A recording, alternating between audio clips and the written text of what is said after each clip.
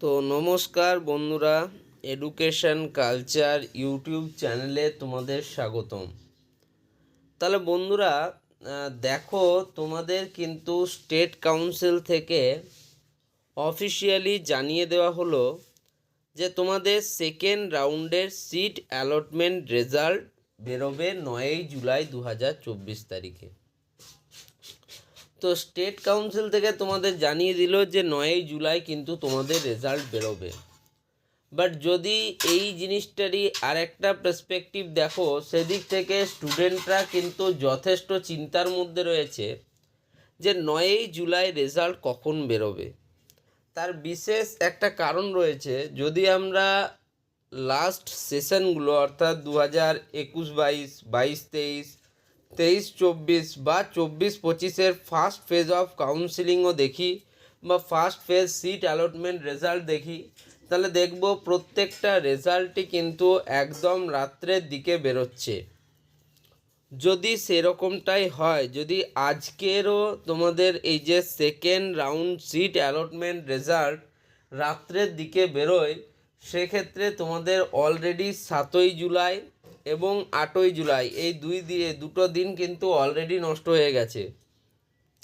সেক্ষেত্রে আজকের দিনটাও যদি তোমাদের নষ্ট হয়ে যায়, কাউন্সিলের যে লেটেস্ট তোমাদের যে শিডিউল, যেটা একদম কাউন্সিলের অফিসিয়াল ওয়েবসাইট থেকে প্রকাশিত হয়েছিল, সেখানে তোমরা জানো যে তোমাদের choice filling, admission date, counselling ইত্যাদি সব বিস্তারিতভাবে কিন্তু লেখা ছিল।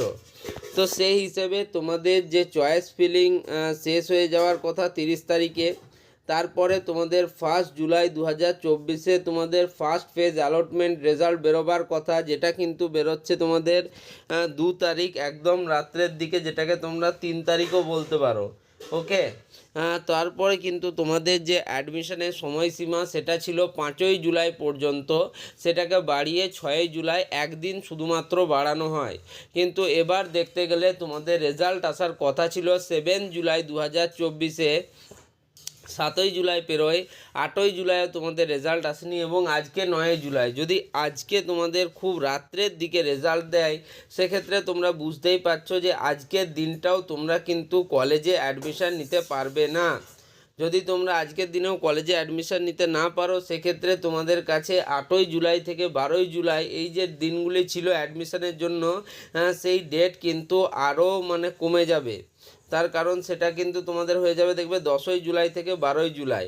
ফলে তোমাদের এখন সবথেকে বড় প্রবলেম হচ্ছে যে তোমরা যারা কলেজ পাবে, তাদেরকে কিন্তু প্রথমেই কলেজে অ্যাডমিশান নিতে হবে এবং কলেজে অ্যাডমিশান নেওয়ার জন্য তোমাদেরকে ডকুমেন্টেশনগুলো রেডি করতে হবে।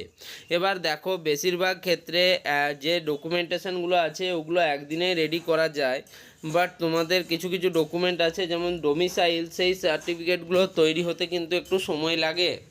এবার আসি অ্যান্টি র্যাগিংয়ের কথায়। অ্যান্টি র্যাগিংয়ের ক্ষেত্রে দুরকম ফরম্যাট চলে। একটা হচ্ছে তোমরা কিন্তু কাউন্সিলের যে ফরম্যাট, সেটাকে কিন্তু কোর্টে গিয়ে তোমরা সেখানে যখন তৈরি করবে, তখন কিন্তু তোমাকে কলেজের যে তুমি নাম্বার পেয়েছো, ইন্ডেক্স নাম্বার বা অ্যালটমেন্ট নাম্বার, সেটা কিন্তু ওখানে দিতে হয় এবং কোন কলেজে তুমি অ্যাডমিশান নেবে সেটা দিতে হয়।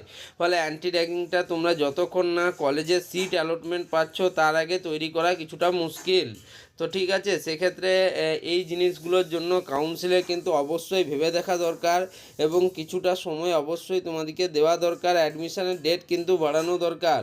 অন্যদিকে তোমরা জানো যে সেকেন্ড রাউন্ডে যারা তোমাদের ফর্ম ফিল আপ করেছিল, ফর্ম ফিল আপেরও ফার্স্ট রাউন্ড সেকেন্ড রাউন্ড হয়েছে।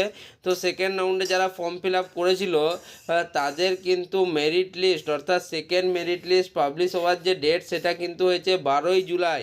সেক্ষেত্রে সেই ডেটটাও কি পিছবে না কি হবে, এখনও অবধি কিন্তু স্পষ্ট কিছু বলা যাচ্ছে না। তো যাই হোক, এই ভিডিওটা এখানেই শেষ করছি। ভিডিওটা ভালো লাগলে ভিডিওটিকে লাইক করো, বন্ধুদের মধ্যে শেয়ার করো, চ্যানেলটিকে সাবস্ক্রাইব করো। ধন্যবাদ।